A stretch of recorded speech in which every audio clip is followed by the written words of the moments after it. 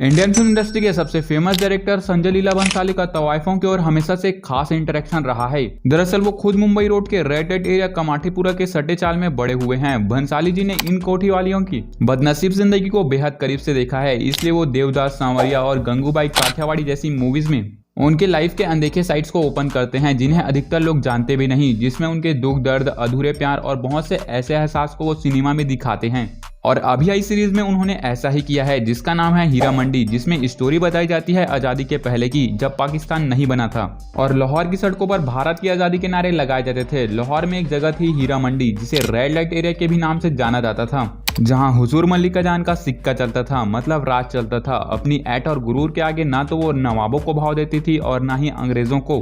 मल्लिका की बड़ी बेटी थी बेबोजान, जो हीरा मंडी की शान थी। वहीं छोटी बेटी आलमजेब, जिसे वो हीरा मंडी की अगली मल्लिका जान बनाना चाहती थी, लेकिन आलमजेब का पर्पस तो कुछ और ही था।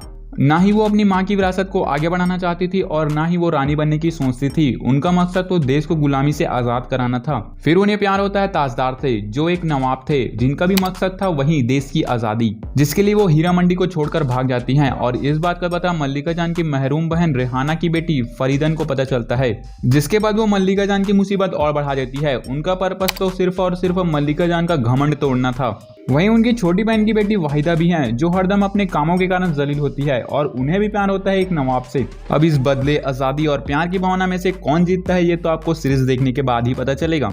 में हमें हर चीजें एकदम ग्रैंड तरीके से दिखाया गया है। कैरेक्टरों के कॉस्ट्यूम से लेकर शूट करने का लोकेशन, जो देखने में आपको अलग ही फील देते हैं। ये सीरीज तवाइफों के बारे में है, तो इसमें एक चीज तो ऑब्वियस सी होनी ही है, वो है शायरी और मुशायरे, जो इस लेवल के हैं कि कुछ डीप मीनिंग देते हैं तो कुछ समझ ही नहीं आते। इसमें सभी एक्टरों की एक्टिंग अच्छी होने के बाद भी एक टाइम के बाद इस सीरीज को देखने का मन नहीं लगता, क्योंकि आप देखेंगे तो एक चीज मिसिंग पाएंगे, वो है क्यूरियोसिटी। एक एपिसोड देखने के बाद दूसरे एपिसोड को देखने की क्यूरियोसिटी ही नहीं होती। बट ये उन लोगों को पसंद आ सकती है जिन्हें बड़ी बड़ी सीरीज देखना बहुत ही ज्यादा पसंद है, वो भी धीमी स्टोरी के साथ, क्योंकि एक टाइम के बाद इसकी स्टोरी इतनी धीमी हो जाती है कि बोरियत लगने लगती है और मैंने इस सीरीज को बीच में ही छोड़ दिया। हालांकि इस सीरीज को एक्टिंग के थ्रू मनीषा कोइराला, अदिति राव और सोनाक्षी सिन्हा थोड़ा ग्रिपी बनाने की कोशिश करती हैं, बट इतनी लंबी होने के कारण इसे देखने का मन नहीं लगता। वैसे मैंने जितना देखा उसके अकॉर्डिंग इसे रेटिंग दूं तो इसे मैं 5 में से 3 स्टार दूंगा।